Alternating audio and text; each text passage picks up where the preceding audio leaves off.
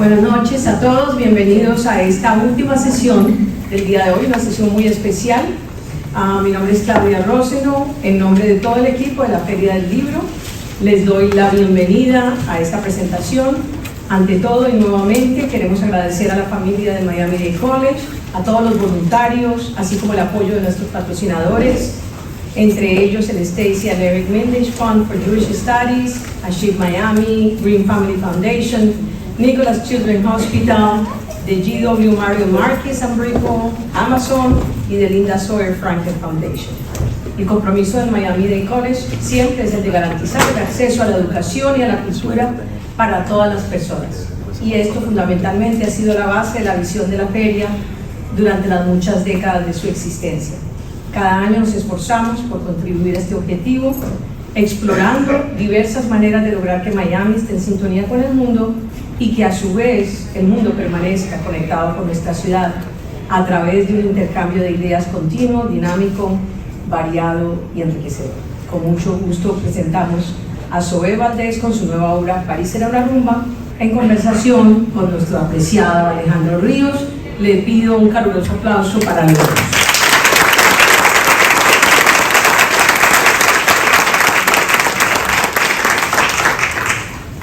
Qué maravilla, qué maravilla llegar al eso no es una maravilla, pero que llegar. Terminar la Feria del Libro, concluir con una fiesta que es estar aquí con Zoe Valdés, y lo he dicho en otros medios donde he sido investigado,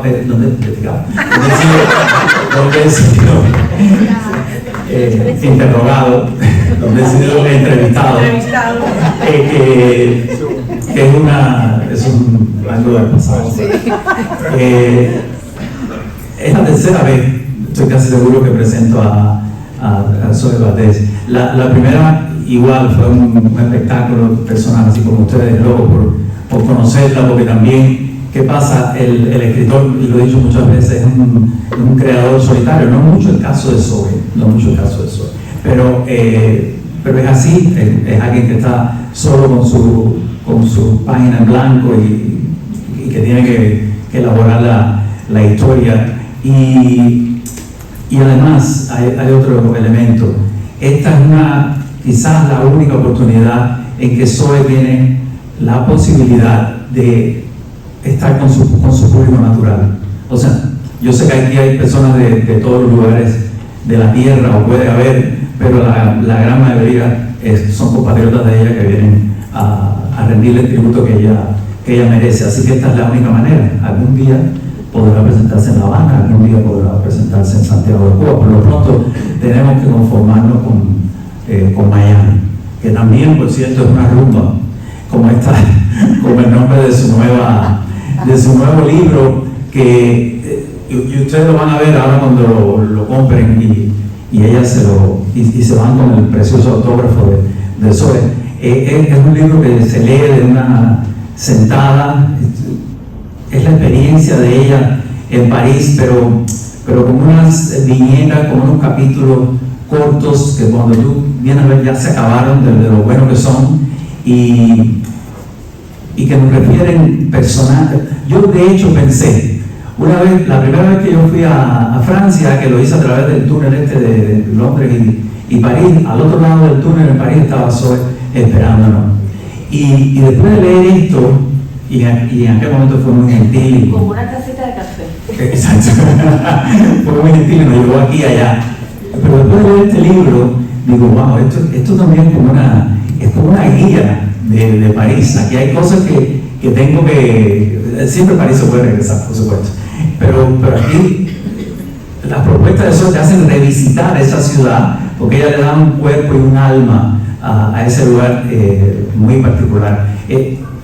La ciudad de París es muy dichosa realmente de tener una escritora cubana de esta categoría viviendo allí. No que pase, que no sé qué, está allí y está haciendo Cuba en aquel lugar, lo cual es importantísimo. Aquí va desde su llegada, de alguna manera, de llegar a un mundo distinto al que había abandonado, y hasta el primer baguette que lo mordió en una calle, ¿no? Pero hay cosas fascinantes, los personajes que vamos podemos encontrar, Samuel Beckett, la librería que yo visité en el último viaje, Shakespeare & Company, que es un lugar tan particular. No tenía idea que ella haya dormido allí, que las pulgas le hicieron la vida insufrible. Todas esas cosas aparecen en este libro y mucho más, que yo les recomiendo bastante. Y sin más, le doy la palabra a mi querida amiga y gran escritora Zoe Valdés, empezando con lo que han dicho por otros lugares, que este libro se escribió originalmente en francés. Sí. Bueno, dice vamos eternas die, como dijimos ayer, porque hace unos cuantos años que no venía a la feria, pero es como si nos hubiéramos quedado, la conversación se quedó pendiente, ¿no? Y como saben, es la frase que se le atribuye a Fray Luis de León y que ciertamente dijo Miguel de Unamuno. Mira, yo solo tengo agradecimientos para tus palabras, porque tú sabes que yo te quiero mucho, que quiero mucho a tu familia, que quiero mucho a tu padre, que tengo un gran recuerdo de tu padre, un arroz amarillo que lo comí en tu casa. Tengo muchos, muy buenos recuerdos con ustedes todos. Tu hermano, que es un gran trabajador, un hombre de un arte increíble. Entonces yo tengo que agradecer que estén aquí hoy y que tú hayas aceptado presentarme, ya lo has hecho en otras ocasiones, y la verdad que siempre salgo contenta, muy feliz, porque se trata de una amistad. Se trata de una amistad que la literatura, el cine ha construido y ha unido, ¿no? Y tengo que agradecer a la Feria del Libro porque me dio la oportunidad en el año 96 de tener un gran público, eran 900 personas, yo tengo el video para que no crean que estoy metiendo en esto. Y me tocó anunciar el fallecimiento, que ayer se cumplió hoy, ¿no? Un aniversario de Jorge Mascanoso, un gran hombre, un gran cubano, un gran líder, y que extrañamos mucho. Entonces, esta feria me ayudó en la construcción de lo que es un escritor cuando tiene que intervenir en público. Yo había hecho intervenciones en Francia, había hecho intervenciones en España, en Alemania, en otros lugares, pero como tú bien dices, este es un público que es muy natural, no solo porque sean cubanos, de otras partes del mundo también, porque son hispanos, porque hablan nuestro idioma, y nuestro idioma es nuestra patria, la única que tenemos. Yo tengo una patria de adopción ahora que es siempre a través del lenguaje, que es el francés. Este libro se escribió originalmente en francés, esta es la edición original, y lo reescribí en español. Les voy a explicar por qué yo, cuando llegué a París, ustedes saben que los escritores somos bastante, vamos a decirlo, por no decir come mierda, bastante bucólicos, ¿no? Entonces yo llegué y con todo el romanticismo de París y todo eso, ¿no? Pero con un hambre de tres pares, con muy poco dinero y pasando más trabajo con Fotopadre, a pesar de que iba mi esposo en aquel momento, era muy joven, tenía 23 años, había ido nombrado por la UNESCO, que recordarán que Reinaldo Arenas le puso la UNESCO. Entonces, cuando yo llegué a esa ciudad, yo sabía, primero, que yo tenía que apoderarme de la ciudad a través del idioma. No que la ciudad me fundiera ni me tragara, no, que yo tenía que apoderarme de la ciudad a través del idioma. Yo en La Habana, y lo digo aquí en el libro, era muy parecida. O sea, yo en La Habana quería ser francesa, vienesa, danesa, todo menos habanera. Yo quería tomar una pastillita y evadirme. Bueno, lo digo aquí en el libro. Poncito, tú lo conociste, de Mercaderes, el hijo de Fidelio Ponce de León, vivíamos en el mismo solar, el solar de los intelectuales, le llamaban, un hambre de tres pares también, sin agua. Y él me puso evadida. Yo vivía en otra dimensión. Yo estaba en otra dimensión siempre porque yo lo que quería era evadirme de todo eso. Y bueno, hay muchas formas de evadirse en Cuba que no son las mismas de las que tenemos para evadirnos en otros lugares. Entonces, cuando llegué a París, empecé a evadirme a través del aprendizaje. Yo vivía la realidad, yo tenía que llenar los papeles, ustedes saben, todos estos papeles hay que llenar, todas estas cosas, buscarla esto, lo otro, colocarme, aterrizar. Pero yo sabía que si yo no entraba por el idioma, yo no iba a entrar nunca. Y por eso me aferré a estudiar desde el primer momento el idioma, aprenderlo bien, como ellos quieren. ¿Sabes? Si tú le dices a los franceses, tú no le puedes decir cualquier cosa, porque incluso ahora tú hablas, a veces yo digo, oye, cualquier cosa, y me dicen, perdón, digo, oye, yo 34 años, no decir perdón, no, pero no practico. Entonces tienes que pronunciarle bien, tienes que decir y toda esa historia. Entonces yo empecé extremadamente extremista con el idioma y empecé a escribir a mi modo en el francés que yo creía.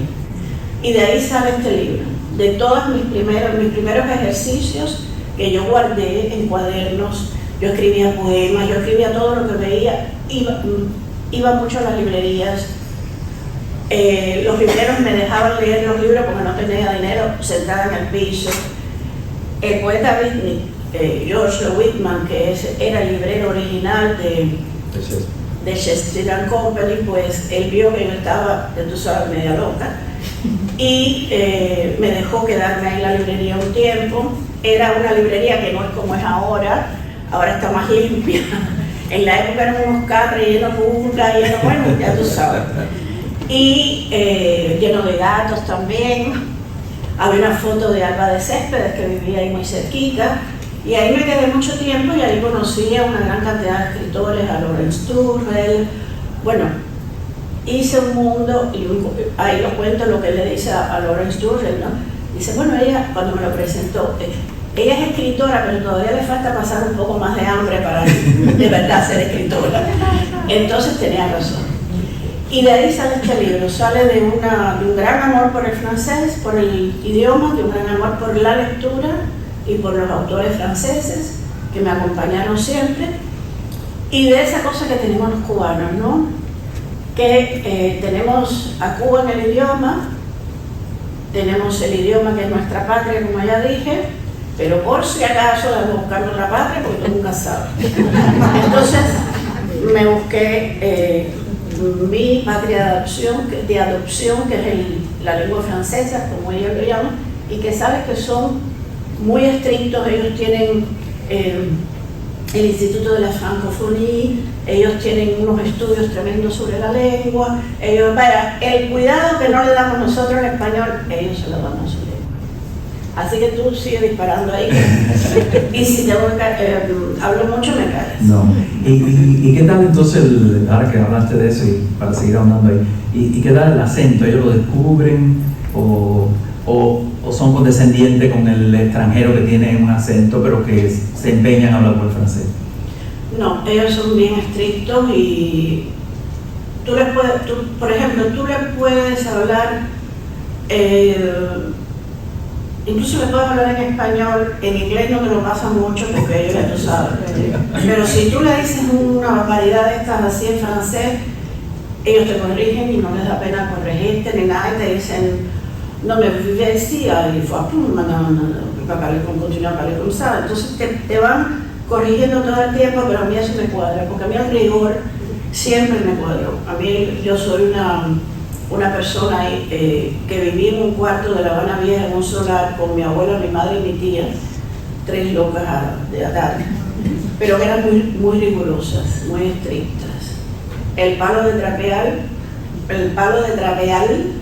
me lo rompieron en la espalda varias veces, porque yo, ya sabes cómo somos los niños cubanos, tan tranquilitos, tan buenos, tan calmados, ¿no? Entonces, y en un cuarto de un solar más todavía. Entonces ellos sí son muy estrictos con la pronunciación y con el idioma, pero llega un momento en que cuando ellos ven que hay un amor por lo que tú le das valor a lo que es la cultura francesa, a través del idioma sobre todo, ellos lo aprecian mucho. Yo te voy a decir una vez, o por escrito lo leí, que los cubanos, yo lo repito porque me gusta, los cubanos no eligen en dónde se van a exiliar. Y a ti te tocó París. Sí. O sea, a veces es todo producto de la casualidad, de cosas que ocurren, y en este caso.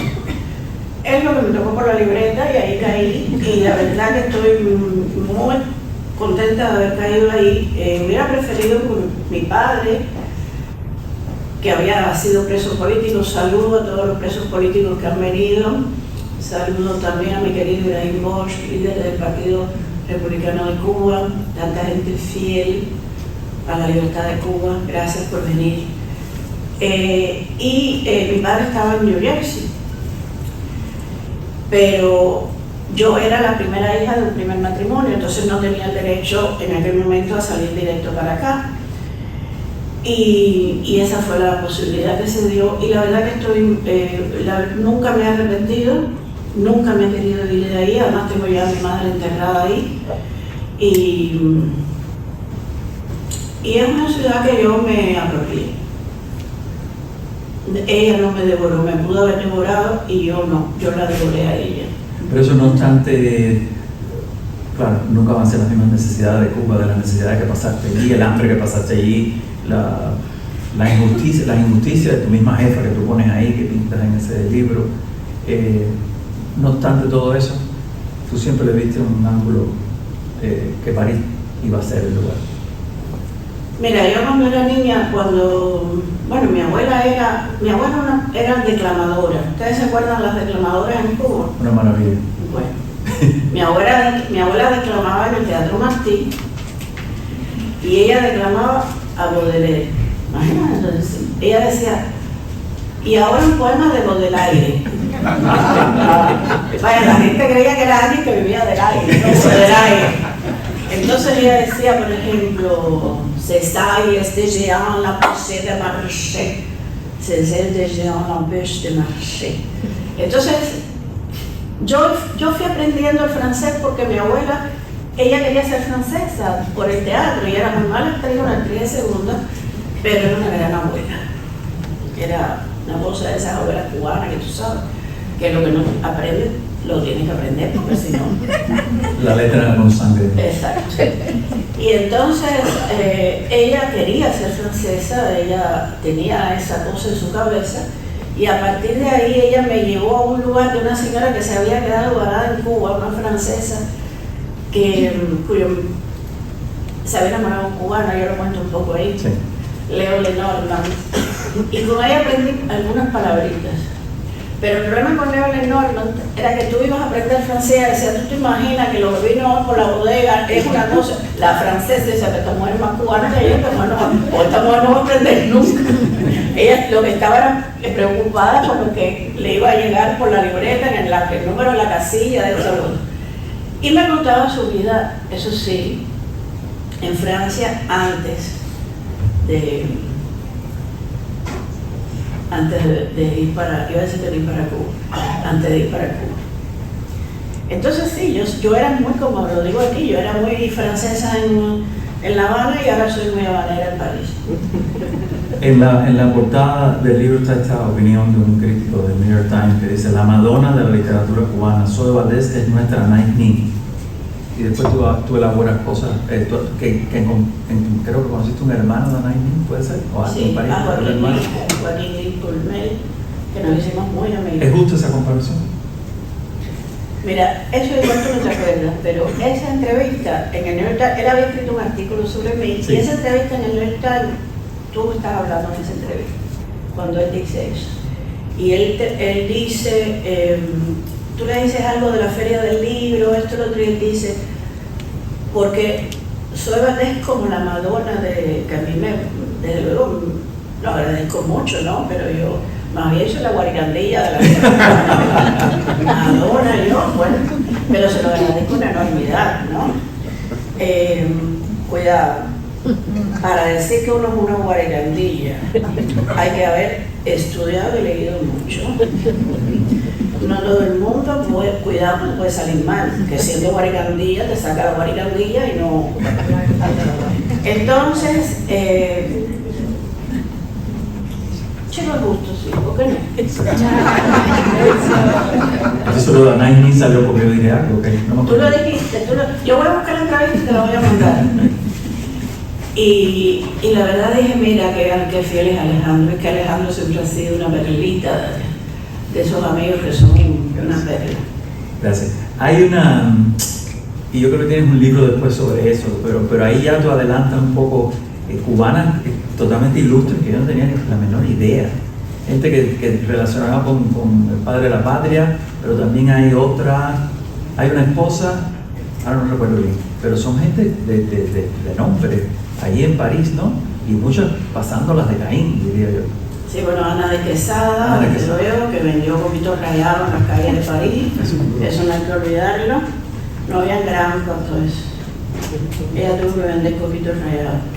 Catalina Laza, que fue una cubana muy conocida en Francia, ella creó una rosa, la rosa de Carmen. Todavía hay una rosa en Francia que se vende, que es la rosa Catalina Laza. Hay familia de ella aquí en Miami, yo las conocí hace mucho tiempo. Fue la primera mujer que se hizo una cirugía plástica.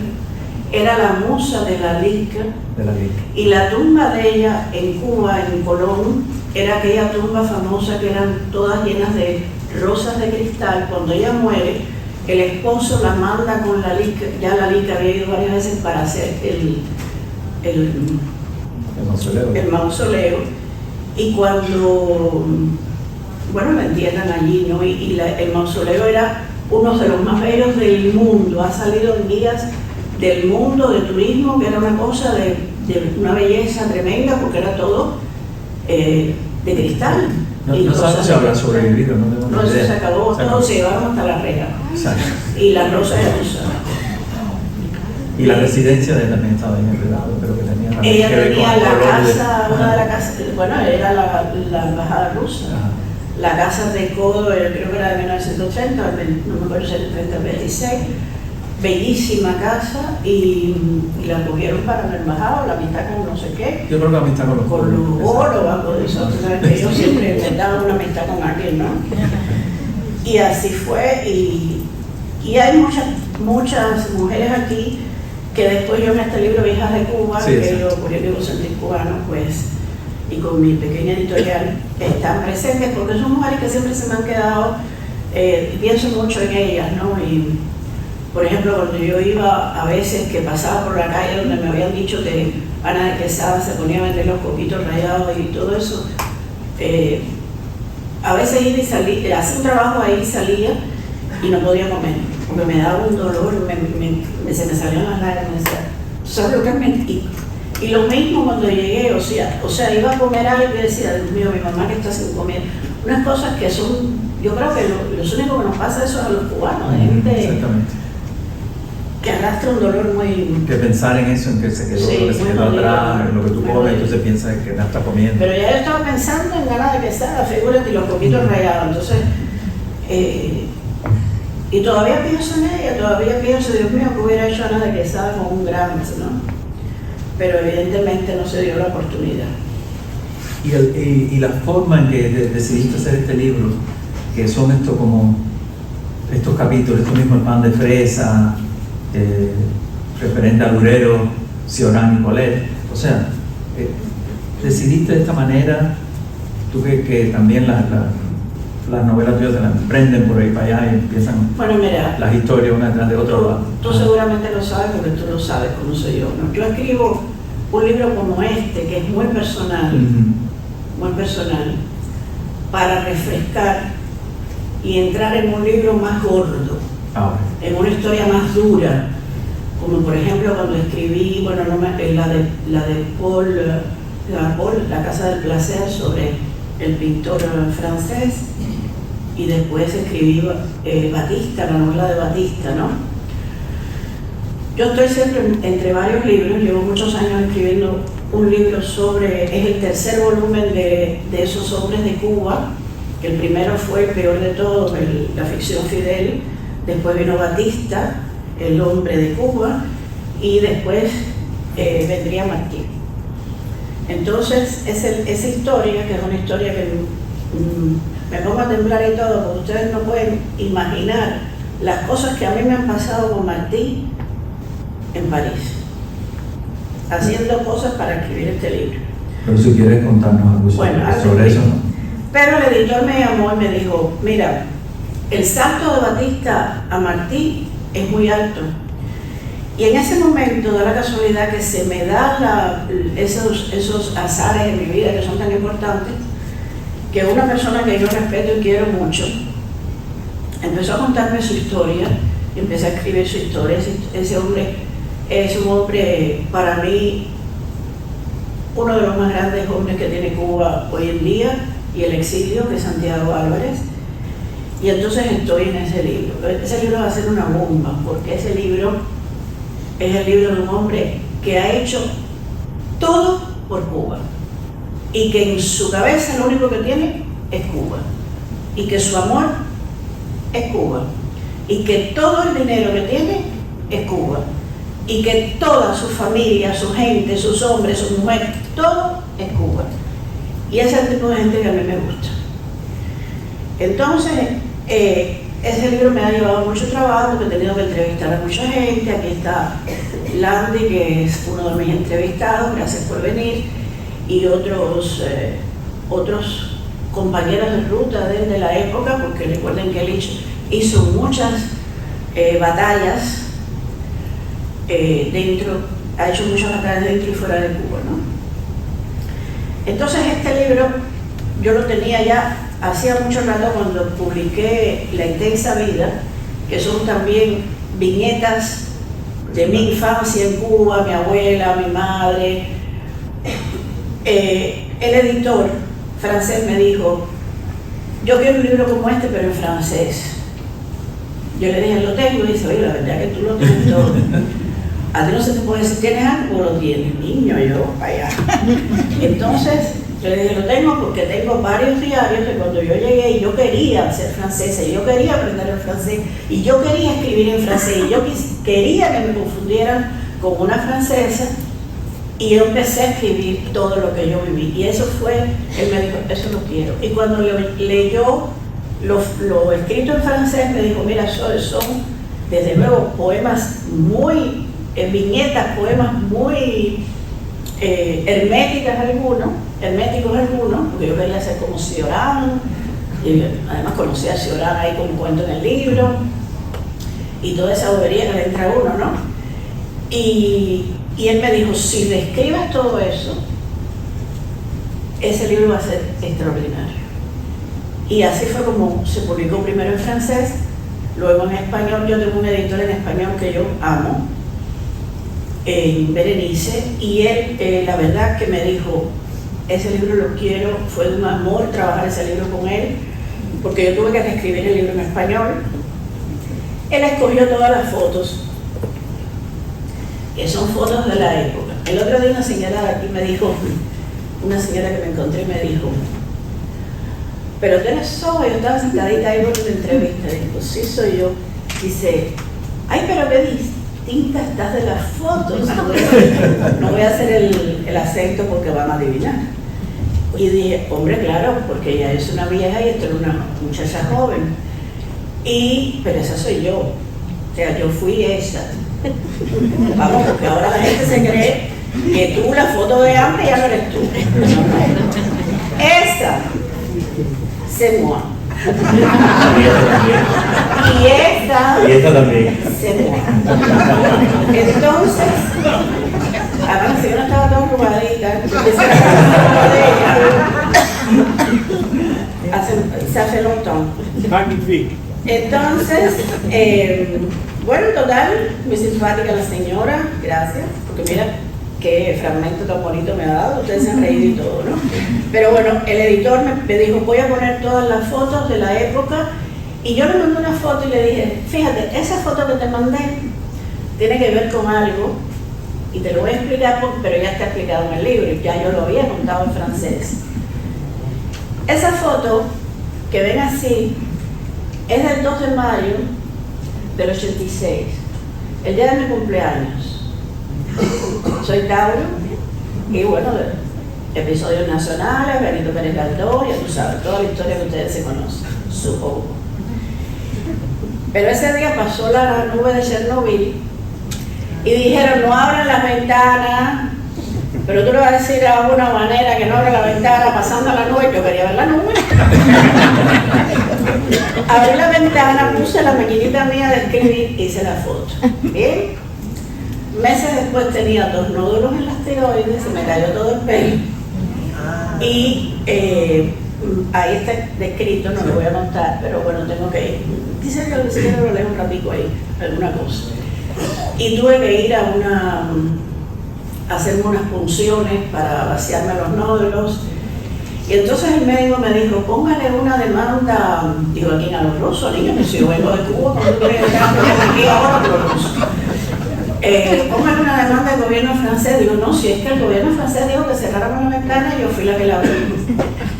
Entonces esa es la foto y a él esa historia le gustó mucho. En el libro, tú siempre estás caracterizado por ser desafiante, por no tener filtro, y hay un romance ahí con un poeta escrito tal cual. Si quieres hablar sobre eso, porque a la gente le va a interesar. Tú sabes lo chismosos que somos todos y queremos. Bueno, pero hay uno ahí que es bastante apasionado. Hay varios. En la calle. Exacto. Bueno, sí. Es un poeta muy conocido en Cuba que le decían el Rojo, Cuchillo Rojo. Él vino a París y recuerdo que él quiso ir a ver una película que seguro ustedes vieron en su momento, La Historia Interminable. Él tenía una ilusión por ver La Historia Interminable y tremendo una clase mierda la película que pagué. Salimos de ahí y le dije, oye, esta película me dijo, esto es una basura. Pero salimos de allí por la puerta de atrás y al lado había un sex show. Entonces entramos y yo era la única mujer. Allá adentro todos eran hombres comprando aparaticos y todo eso. Y yo, pero ven acá, no hay un aparatico, hay un patico con una mujer, una cosa así. Y nos reímos mucho, Muchillo, y ahí hubo una especie de romance con este poeta, que fue la verdad, más que un romance, era un gran poeta problemático, porque nosotros teníamos grandes discusiones por a veces sus defensas de aquella basura. Él no era tan defensor, pero se le iba a veces la musa. Y las lecturas que teníamos eran muy cultos. Y además de eso, su apreciación fue más un mentor. Su apreciación de lo que yo era. Yo recuerdo una vez, él vino a la casa donde estaba alojada y yo estaba fregando los platos, lavando los platos. Y le digo, bueno, aquí imagínate, lavando los platos, dice, no, tú estás escribiendo una novela. Y es verdad que cada vez que estoy fregando los platos, estoy escribiendo una novela, porque en realidad yo no estoy en los platos, yo estoy viendo lo que voy a escribir.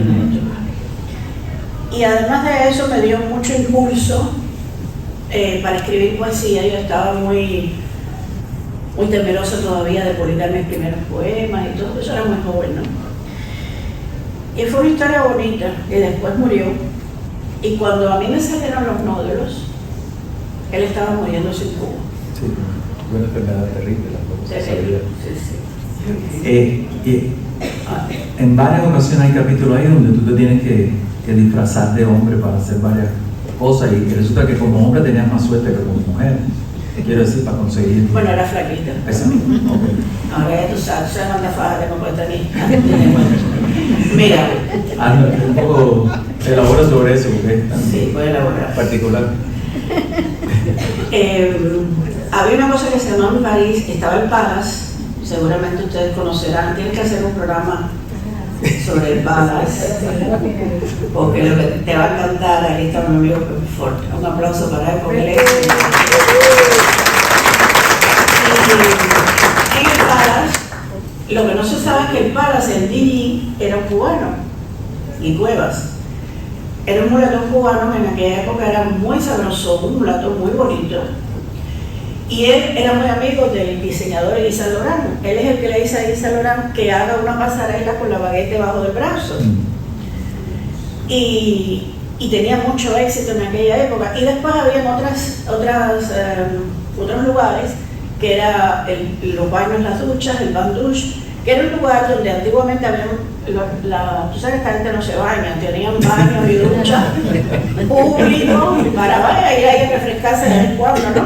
Pero ese lugar lo convirtieron en una especie de discoteca.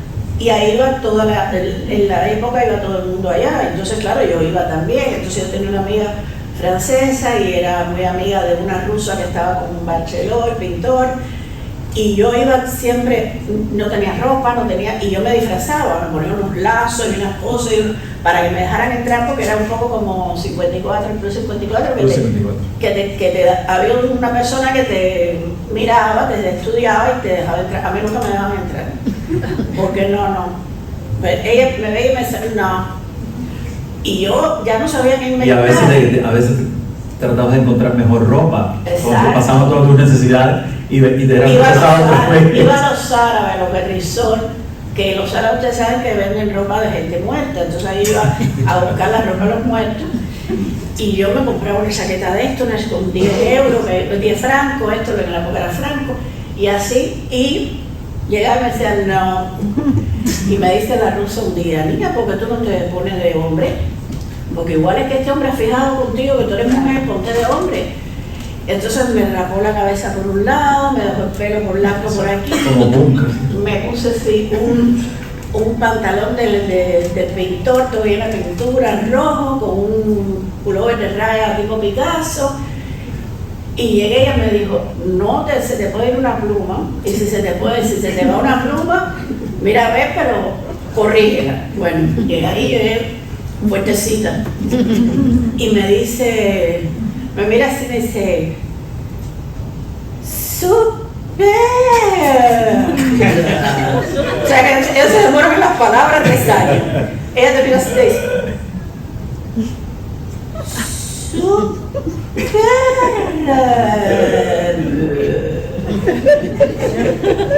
Y me hace así, digo, ¡ay, Dios mío! Yo de chico y entré. Y entonces ya cada día iba disfrazada de varón y tenía unos éxitos tremendos, pero claro, todos los pajaritos se enamoraban de mí. Pero igual me pasó en Uncle Charlie, en Nueva York, que mi hermano me dijo, vamos a Uncle Charlie, pero imagínate, es para hombres nada más. Le digo, bueno, ¿y qué voy a hacer? Bueno, entonces, no, vayan ustedes. Me dijo, no, yo te voy a prestar un traje mío. Me prestó un traje de él, la foto está, yo la he publicado, una corbata, y así. Y llego a Uncle Charlie, yo con mi pelito largo y todo, porque yo le dije, me voy a tener que recoger el pelo. Y dice un amigo de mi hermano, niña, no, aquí eres un maricón con melena, para allá. Entonces llegué cuando yo tenía más pelo. Entonces llegué y entré, y la verdad que, oye, qué éxito, pero todo era como, ya tú sabes, yo de gay tengo un éxito enorme. No ligaba nunca de mujer, pero de gay era una cosa. Y claro, ya después a la hora del cuadro tenía que decir, ay, no, perdón, pero no puedo, y no podía decir ni siquiera tengo el arreglo o esas cosas que decimos nosotras, ¿no? Como figúrate tú, lo empeoraba. Entre las personalidades que aparecen ahí, hay alguien que te impresiona particularmente, sobre todo, incluso lo describe por su hombría, que es el gran Samuel Beckett. Sí. Si quieres recordar ese momento. Bueno, yo lo conocí en 2 ocasiones, yo estaba en la Alianza Francesa de la Rue, ahora se me olvida la calle, bueno, total, que estaba en la Alianza Francesa, y fíjate las cosas cómo se enlazan en la vida, y la maestra, que se llamaba Catherine, sí, hay que pronunciarlo así, me decía, me dio una revista que se llamaba ¿por qué usted escribe? ¿Por qué escribe tú? Y le hacía una cantidad de entrevistas a escritores, y como ella sabía que yo escribía, me regaló la revista y me dijo, si quieres conocer a Samuel Beckett, saliendo de aquí, en el jardín de Luxemburgo, ahí está siempre a esta hora. Y yo fui como un que se despedró para allá, y ahí estaba Samuel Beckett con 2 gatos. Y entonces yo caminé para allá, caminé para acá y no me atrevía porque yo decía, mi francés no me va a salir, ¿qué le digo yo? Y él me dice, ¿pero qué quiere usted, muchacha bonita? Y yo le digo, no, yo solo quería saludarla porque yo he leído su libro y todo me salió así de carretilla, ¿no? Y sí, con ese acento tan bonito, ¿de dónde es usted? Y le dije, de Cuba. Y me dijo, Cuba. Cuba. Bueno, me voy que los gatos tienen sed. que tenía que darle comida a los gatos. Sabía lo que estaba pasando allá. Y después, después lo vi muchas veces, era un hombre con un rostro, es el rostro más bello de hombre que yo he conocido, porque era una especie de águila, con un rostro lleno de arrugas, los ojos eran claros, pero de esos ojos claros que son como un paisaje, que tú no sabes si es el mar, el cielo, y las manos igual, las manos más bellas que yo he visto de un escritor. Y luego un hombre de una extrema dulzura, de una extrema delicadeza, y escribí una crónica cuando lo conocí en ese momento que se publicó en Cuba, que la criticaron mucho porque dijeron, mira esta, hacemos a la francesa, entonces, pero bueno, ¿sabes cómo es Cuba? Cómo era, porque ya parece que hay cosas que ellos tienen, bueno, imagínate, entre tantos virus algo tienen que dejar pasar, ¿no? Entonces, total que lo conocí y fue para mí extraordinario. Y otro que conocí, como ya dije, fue George Whitman, que es un poeta beatnik, un hombre que le dio de comer a todos los escritores hambrientos de París. Y cuando no tenía madeleine, no tenía té, él se sacaba unas moneditas y decía, mira, a ver, cómprate ahí un croissant o algo. Y todos los escritores con hambre de París iban ahí a su librería. Y ahora estoy muy agradecido. Tú dirías que ese es otro mundo, ¿verdad? Que es un mundo como irrepetible.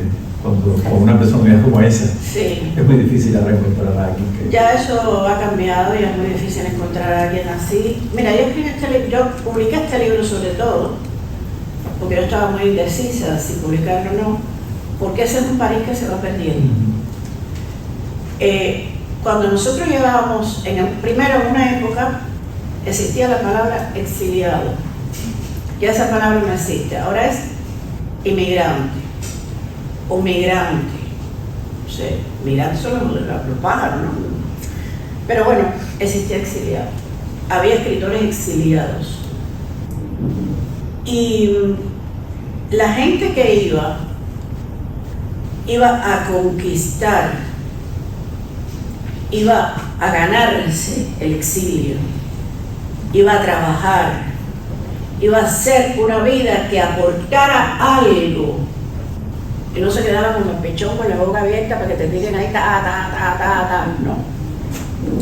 Entonces eso ha cambiado y eso es muy malo para la sociedad, porque todo el que llega, cosa que no ocurre aquí, pero en Europa todo el que llega pidiendo y con el pico abierto. Y eso es muy peligroso para sociedades que tienen que no solo construirse, reconstruirse. Y Occidente tiene que reconstruirse en este momento. Entonces, ese yo creo que es mi pequeño aporte a un llamado de atención a que hay una época en que la gente se batía por la vida, por aportar, por ser, por entregar, por dar. Y que se pasaba trabajo, pues sí, se pasaba mucho trabajo y se sigue pasando. La gente que llega aquí no llega tranquilo, ¿no? Llega con muchas preguntas, pero esas preguntas el Estado no te las puede responder. Las tienes que responder tú mismo.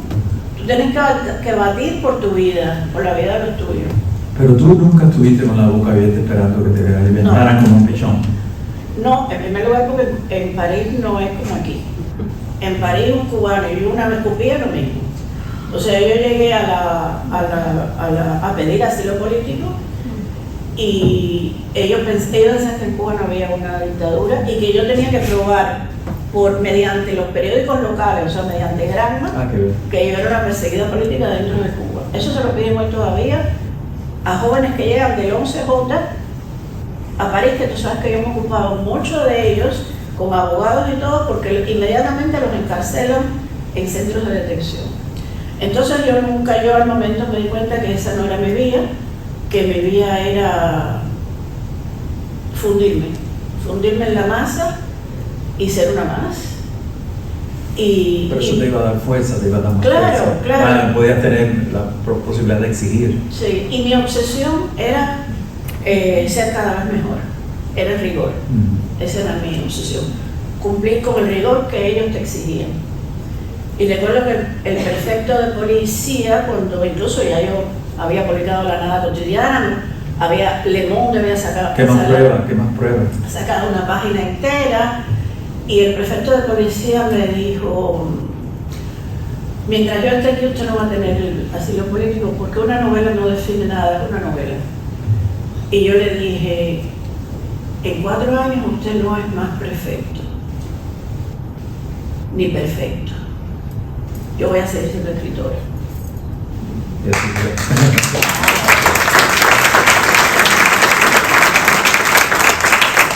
Pero ahora, para que aplaudan más todavía, les voy a contar lo que me acaba de pasar para que ustedes vean cómo el mundo ha cambiado. Yo tenía mi mesita en ese café de Saint-Germain, que ustedes saben que está el café de el de Magot y el otro, el café de los surrealistas. Y yo tenía mi mesita ahí y siempre me sentaba. Hay una mesita de 2 personas que es donde está la foto de Dora Maar y Picasso, que en esa mesa ellos se vieron por primera vez, por eso está la foto. Y yo escribí una novela sobre Dora Maar, ustedes saben, ¿no? Yo soy un poco como Balzac, yo escribo novela y novela y novela y novela y novela, para leer que me muera. Entonces, y cuidado, pues le estoy hablando las patas con novelas desde más allá. Bueno, total, que viene el tipo y me dice, que me conoce toda la vida: ¿te vas a decorar mucho la mesa, camarero? Le dije: pero niño, ¿qué pasó? Para que entiendan cómo se dice niño en francés, me conoce. ¿Qué se pasa, mon chéri? Me dice: no, porque esa mesa la tengo para unos saudíes. Yo como para unos saudíes. Dice: sí. Y digo: pero esta es mi mesa de toda la vida. Dice: sí, pero ya tú no me vas a dar los 500 euros que me dan ellos de propina. Le dije: ajá, pero igual la próxima foto que va a estar ahí, aquí en la pared, es la mía. Yo no fui. Me da igual. O sea, para que tengan una idea de cómo el mundo ha cambiado. Oye, yo no sé, puedo estar aquí el día entero, la noche, la mañana, hasta 3 de la mañana.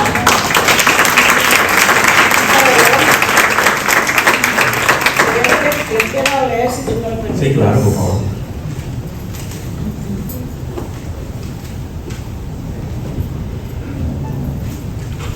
Esto me pasó, y bueno, esas cosas de Cuba, ¿no?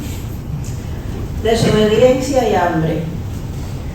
En la angosta oficina de paredes modulables de la UNESCO, gracias Reinaldo Arenas, en la que me tocaba trabajar, había colgado en la pared frente a mí, de modo que casi podía olerle la litosis, un retrato descomunal de Fidel Castro mientras arengaba en uno de sus interminables discursos. No solo a mí me molestaba ese retrato, todo el que llegaba a la oficina de otros países, otras nacionalidades, desde el cartero hasta cualquier representante de otra delegación, hacía un gesto de rechazo mientras señalaba el cuadro. Detrás de un armario encontré un grabado de una de esas espantosas palomas de Picasso, esas espantosas palomas de la paz de Picasso. Y me dije que de cualquier modo era mejor el horrendo pajarraco del genio malagueño que enfrentar la ira perenne de Bola de Churra. Entonces, sin pedir permiso, craso error, descolgué al monstruo para colgar a la de Chucho. No había terminado de respirar aliviada, que ya tenía a la agregada política junto a mí pidiéndome que le hiciera un café. Le pregunté si ella no tenía manos igual que yo para hacérselo. Entonces fue cuando respondió mientras contemplaba con aire guerrero al pájaro de la paz devenido enseguida en el de la discordia. ¿Quién te dio permiso para quitar de ahí el comandante y poner ese garabato? esta gente siempre ha tenido problemas con los pájaros. Me dije, al menos coincidíamos en lo de Garabato. Nadie, yo misma lo hice, espeté sin mirarla. ¿Para qué fue aquello? La mujer corrió a su vasto despacho, empezó a hacer llamadas telefónicas y como una loca se dedicó a exigir como mínimo que se me hiciera un juicio público, aunque cualquiera que lo hubiera oído habría podido pensar que le andaba declarando la guerra a Estados Unidos, lo que hacía el propio Castro a diario. No dije nada, pero me esperaba lo peor. En efecto, lo peor llegó. Me castigaron durante 3 meses a trabajar en los sótanos de la embajada castrista, como una esclava, y hasta me retiraron el ya de por sí mísero salario. Esto es lo que le hacen todavía, o peor, a los diplomáticos de hoy. Debía cargar y mover de un lado a otro cajas inmensas, muy pesadas, en medio de una oscuridad y un frío pavoroso. A veces, a medio iluminar, cuando deseaban parecer amables, volvían a conectar la electricidad. O sea, ellos le quitaban la electricidad al lugar donde trabajaba la gente que le hacía los trabajos más perros a ellos. No me daban de comer, ni permiso para salir a comer. Aunque si me lo hubieran dado, tampoco tenía dinero para comprar comida. Al menos podía regresar cada día a mi casa. Pasé hambre y sentí ganas de robarme un arma del guardia de seguridad y matarlos a todos.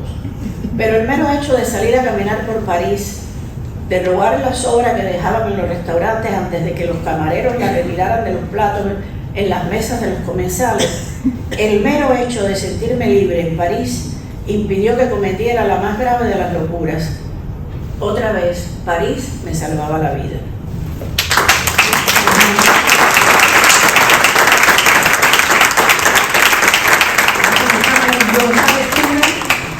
Tenemos 5 minutos para Más o menos si 5 alguien minutos. quiere hacer alguna pregunta. Y después vamos a tener la oportunidad de que Exacto, porque firmen soy los alguien libros, que- por supuesto, y puedan que- tomarse fotografías con ellos. Si hay alguien por allá, una aquí, otra allá, primero. Mientras estaba escribiendo el libro, ¿cuáles fueron los recursos o las memorias que más le ayudaron a saber qué rumbo iba a tomar cada parte de la historia que estaba tratando de contar con todo eso? Mira, es una excelente pregunta, porque este es un libro que pareciera fácil y no lo es. En Francia hay un género que se llama recuerdos o memorias noveladas. Lo usaba mucho Marguerite Duras. No es una autora que a mí en aquella época me fascinara tanto, pero con el tiempo he ido redescubriendo su escritura, ¿no? Entonces lo que hice, yo en aquella época era muy de escribir todo lo que yo veía, todo, y lo que hice fue limpiar, coger una mocha, y eso es un trabajo muy importante para el escritor, saber desmochar. Y entonces me convertí en una trabajadora avanzada yo misma contra mí. Lo que había escrito empecé a cortar, y por eso hay muchas cosas que se quedaron en viñetas, que pudieron ser más largas y que lo siguen siendo porque ahí están los cuadernos, y que probablemente me sirvan para otro libro o para otro momento, ¿no? Pero fue importante la edición que yo misma me hice, cortar, ser rigurosa conmigo misma. Aquí, espera, un momentito, hay una muchacha aquí. Sería nuestra última pregunta, y después de esto sí vamos a pasar para que pueda firmar los libros y tomar fotografías. Adelante. Me interesa la parte de la reescritura de una novela que escribes originalmente en francés al español. Cuando es un traductor, el traductor no tiene una afiliación con lo que está escrito, pero cuando es el mismo autor, tiene una afiliación, y esas son tus dos patrias, el español y el francés. ¿Se quedó algo en el camino o tuviste la tentación de ampliar cuando hiciste la versión en español? ¿Cómo fue ese proceso? Bueno, es el proceso del sueño que yo tengo y que probablemente ustedes han tenido también. Para un escritor eso cada vez se pierde más, pero soñar es muy importante. Y yo empecé a soñar, en un momento determinado empecé a soñar en francés. Cuando ya yo empecé a soñar en francés, me di cuenta que ya dominaba el idioma. Y eso no te lo dice nadie, ni hay una prueba, tú misma te vas dando cuenta. Y entonces, por ejemplo, yo tengo un sueño recurrente desde el principio, que es que yo estoy dormida y me despierto y estoy caminando por una calle de París. Y doblo y caigo en una calle de La Habana. Y cuando voy a ver el nombre de la calle, porque no la reconozco en sueño, siempre me despierto ahí. Y es un sueño recurrente. Entonces, ya cuando yo empecé a soñar en francés y a soñar en español, pues eso me facilitó entrar mejor en el idioma. Y eso es lo que, ese recurso lo usé para esto. O sea, todo lo que yo escribí en francés, empecé a reimaginármelo en español, a volver a soñarlo. Ya no era la realidad tal como yo lo había escrito, sino el sueño a través de una realidad escrita en francés. Después tuve la suerte que un gran amigo que escribió un gran libro sobre Cuba, coescribió, Jean-François Fogel, paz a su alma, revisó 28 páginas de lo que ya yo había rectificado y me dijo: oye, eres mejor en francés con este libro que en español. Digo, coño, me jodiste. Desgraciadamente él falleció de manera así terrible e inesperada, bueno, y no pudo revisar, pero se lo di a mi traductor, Albert Bensoussan, y me dijo, desde luego él es escritor también, y él escribe en español, y él aprendió además a traducir, traduciendo a Guillermo Cabrera Infante, él mismo lo cuenta, una prueba de fuego. Y entonces me dijo: oye, de verdad que tienes ya un estilo en francés. Y eso es lo que busca un escritor, tener un estilo. Cuando tú escribes y es todo igual que lo que se escribe por ahí, no, tienes que tener tu estilo. Y eso fue lo que busqué.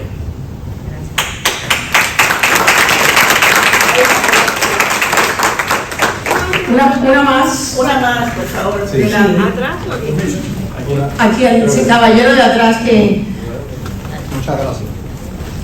Primero, quiero darte las gracias por llevar nuestra Cuba, darla a conocer en el mundo entero, la parte buena de Cuba, no la triste que muchos gobiernos y personas por ahí no conocen. Y segunda, darte las gracias porque esta oportunidad que he tenido de conocer a una figura de la que vivimos orgullosos forma parte del camino y la historia de uno en la vida. De conocer personas importantes, conocer personas buenas de corazón que aman a nuestra Cuba. Gracias a Dios por conocerte personalmente y que Dios te bendiga. Gracias. Muchas gracias. Ahora los voy a invitar a que por favor compren los libros